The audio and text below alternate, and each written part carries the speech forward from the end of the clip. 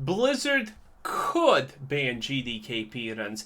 I don't know, seems like a stretch, but well, let's see. Since the WoW token was introduced, but didn't really know how. Until now. GDKP runs in Classic is definitely something you would have heard of, even if it's not a type of raid that you've joined. The general overview of it, if you aren't sure, is an item drops, there's a minimum bid set for the item with a minimum incremental increase, and the person that will pay the most for the item wins it. That gold then goes into the pot, and at the end, the pot is split evenly between all people in the raid, minus a cut which goes to the organizer or organizers of the raid. And that is literally the best money farmer that you can do. You make a tune, you enter a GDKP run, you bid on nothing, and you get money. It is the most efficient way of gold farming in the game by a long shot. Very vocal about my thoughts on GDKP raids over the last few years, and have even interviewed one of the leaders of a very popular GDKP group on Mirage Raceway. My thoughts on GDKP runs haven't changed. They do promote RMT. They are damaging to the pug raid scene, but on paper, they're probably the most fair and efficient way of handling loot. That does sound a bit contradictory, because I'm saying they're damaging to the pug raid scene, and then in the next breath that they're fair and the best way of handling loot. Well, hear me out. If everyone who attends a GDKP run actually had to farm the gold themselves, either by questing or playing the auction house or using their professions, then when it comes to raid time and an item drops, if you can't afford it, the other person has just worked harder to be able to buy that item. You take your cut from the pot this week, and your chances of that item would go up the following week, because if the same guy joins, there's less competition on it now, and you've got a bit more gold to play with than you did in the previous week. The glaringly obvious... Admittedly, I will say this. GDKP is no different than any other system clans currently use. Unless your clan is literally, well, everyone can roll on anything that they want, then your system is as fair as GDKP. Because if you use a point system, if you use a merit system, or if you use GDKP, the reality is the first people to get into that, aka get more clan points, more contribution points, or more gold, are gonna be the ones that have the first pick on whatever they want, and then only after a week or two, it's gonna be your shot against everyone else in the same position. The obvious problem is that's not how it works. Instead, it's all about who can afford the most gold with real-life money. This is the point of the video where the exceptions to the rule pop up in my comment section, telling me how they've done GDKP now for years and have never bought a single gold. Calm down.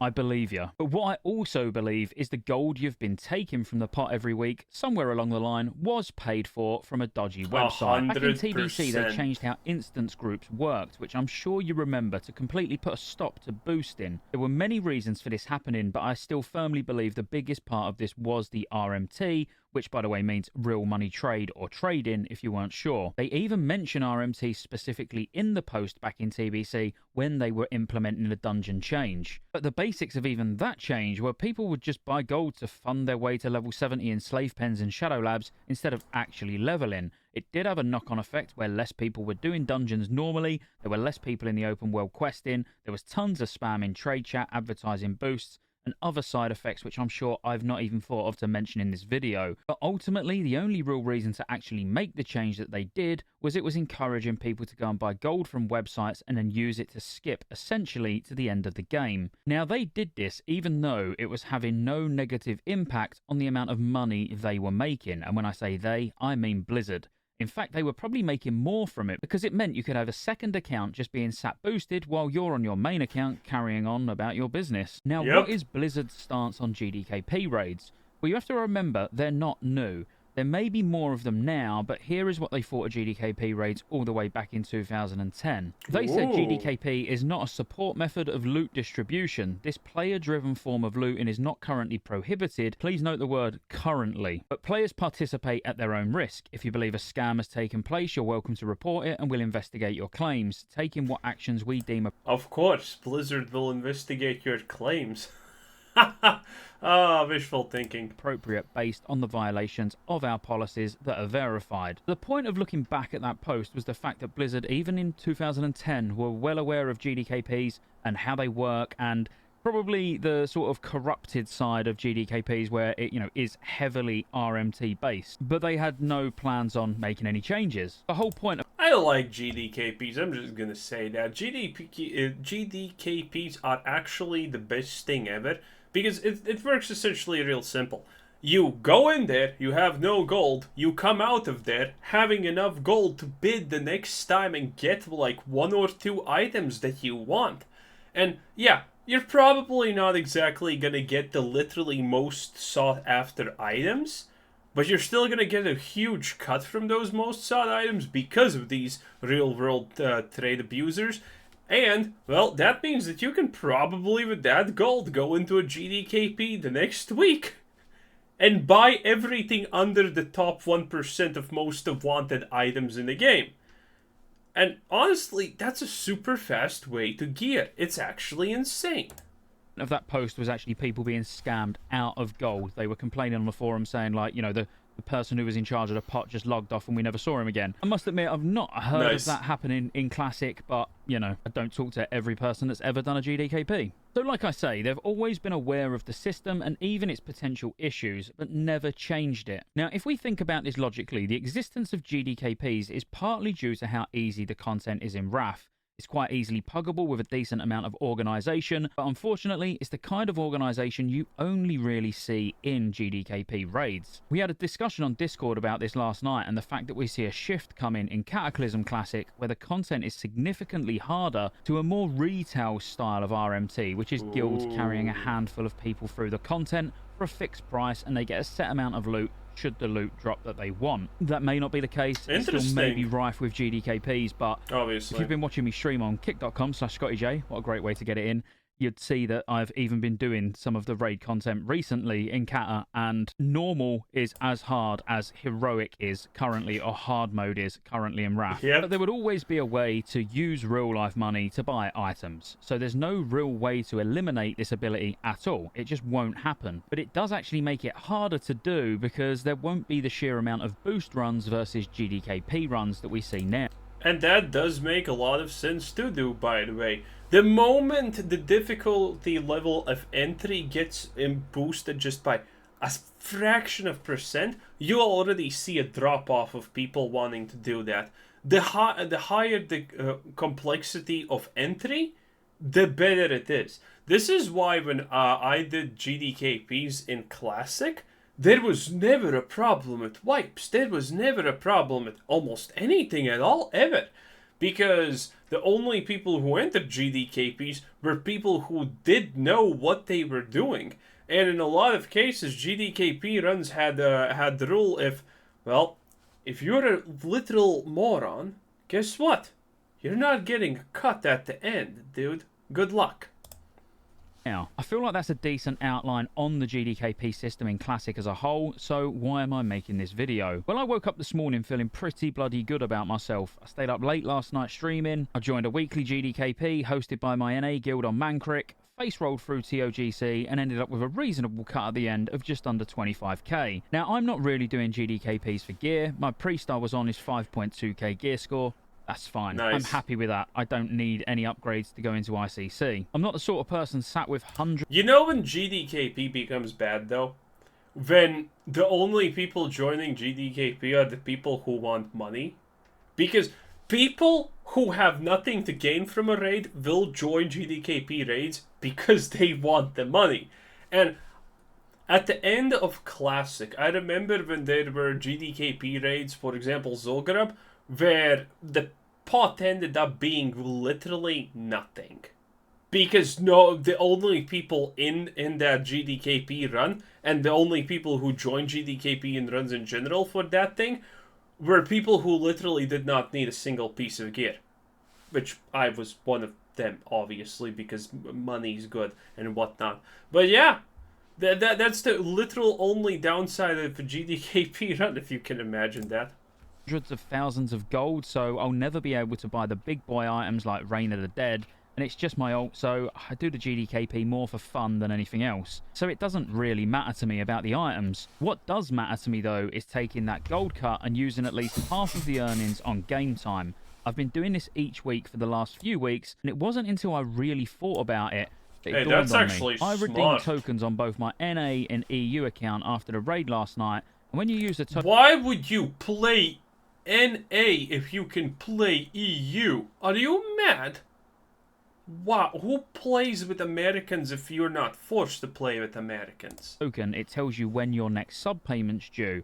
I'm literally subscribed on 2 accounts now until partway into 2024, just from a few GDKP runs. I can't imagine I'm the only person who's doing That's this, insane. and I also understand there'll be far more people buying the token giving Blizzard money than there will be people like me doing it the other way round to save a monthly sub. But the fact I'm getting to do my favourite thing in the game being raiding, getting gold to fund consumables, bombs, sappers and all that kind of thing for my main runs, and saving myself £20 a month from a single 1 hour raid is ludicrous. Yep. It's almost too good to be true, you might be thinking. Here's the thing, without the existence of GDKPs, I would be constantly hovering around 2 to 3k gold like I always have throughout my entire WoW career. I don't go out farming for hours, I don't really play the auction house trying to make as much gold as possible. I've always been content if I can just afford my gems, my enchants and my raid consumables each week and have a little bit left over.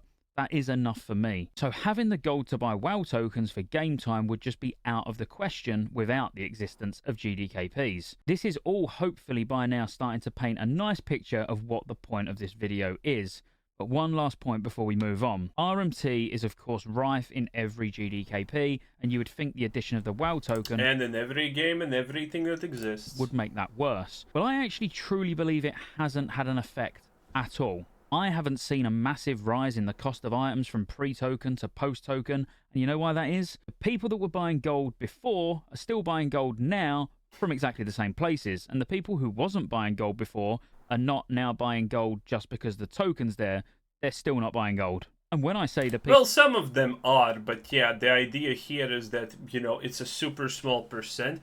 And GDKP honestly only exists for the people who want a real world money trade. And, well, they did it before the token. And they are still doing it. And guess what? They're still not buying the token. Because it's easier to buy gold from a gold selling website and then buy the token than actually just renew your subscription. Probably, if you do the math, that's probably... I'm gonna guess that's way more cheaper. Like, 30% more cheaper. That's my guess. Someone probably has done it. Leave in the comments if that's true. People who are buying it still are getting it from where they always have got it is... Why on earth would they pay $15 for 4.2k gold on NA realms when they could spend the same amount of money and get triple that from dodgy websites? If you aren't aware, let me pull the Val back here. People who buy obscene amounts of gold to buy things like Valinir, which fragments are crazily going from anything from 15k each upwards, won't be spending $500 on it from gold websites and risking getting banned. They won't get banned for buying the gold, because it's still cheaper to have a burner account, also known as an account you'll receive the gold on from the gold seller, then send it onto your main account, or even a middleman account before it lands on. Classic way how people, by the way, use this is literally auction houses. Like, ever wondered why that peace bloom costs 100,000? That's because that's a gold transfer, baby. On your main account. They're not going to buy the WoW token. So yes, buying gold, using a small portion of the gold to pay for game time on a burner account whilst also keeping your main account perfectly safe is more worthwhile and profitable than buying a WoW token. It is literally mental. Now, I'm buying up as many WoW tokens as I can each week after a GDKP. I want my WoW account to be funded until the token's going to go up in price. 2025 to 2026 as soon as possible, because it's going to save me money IRL, and I could see things changing. It's not in Blizzard's interest to let GDKPs live anymore, and I don't want you, like, GDKP lovers to start jumping on the hate bandwagon here, because this is not me saying that they should change it. It's me looking at it from a business perspective, you know, thinking, well, if I was Blizzard and I was watching all of these people having ridiculous amounts of gold at the end of a raid, and what they're doing with that gold is buying game time, which is game time that we could be charging them for, it kind of makes sense that GDKPs were eliminated. They've said in the past they wouldn't do anything about them, but they also said in the past they wouldn't make changes to classes, and look where we are. They also said in the past that Overwatch 2 is going to have a PvE mode. Now, doing a 1 hour raid a week and the game is free to play doesn't sound like a sustainable business model to me. I want to be perfectly clear, I am a hypocrite. I have said I don't like GDKP raids for years, but I do them every week. That's because, especially since TOGC released, I see literally no negatives as a regular player to not do them. If you have an ult that has high enough gear score to get in a run, you absolutely should be doing your best to get in a GDKP each week. Also, not even an ult. You should, if you have done one GDKP and got enough gold, this is what you do. This is actually the absolute best thing, unless your main guild that you are running things has the, well, anyone can roll on anything they want. Because the reality is, everything is an absolute farce, a scam on everything when it comes to loot distribution in clans, okay? If it's merit-based, the people who got in before you have the most points. They're gonna buy the things that you want, but they don't need the scraps that you are currently bidding on. So they're always one step ahead of you because they have the time, that time spent, and there is literally no way to catch up to them. Or if it's merit based, for example, then the guy with the biggest with the biggest damage is probably gonna be the guy with the biggest gear score. And guess what? Him getting that damaging upgrading gear piece that he wanted, well, unless he's a genius and you're a literal drooling buffoon, that piece of gear is gonna be as useful for him as it's for you, because it's gonna increase the same number by the same amount. But considering he does more damage than you, he gets that gear piece first because it's more important, because he is overall bigger damage. And guess what? Now he even deals more damage than you, which means he has even more gear priorities. So essentially, you're always fighting for the scraps, but if you join a GDKP run, and you buy all the middle items that people, that you would usually be rolling on in your actual guild runs, well, congratulations, you can save all your points, your influence, your whatever, only to roll on the big ticket items, which will put you actually in a relatively stable and fair-ish position compared to the other guy who was before you in the guild and who did not do GDKP runs.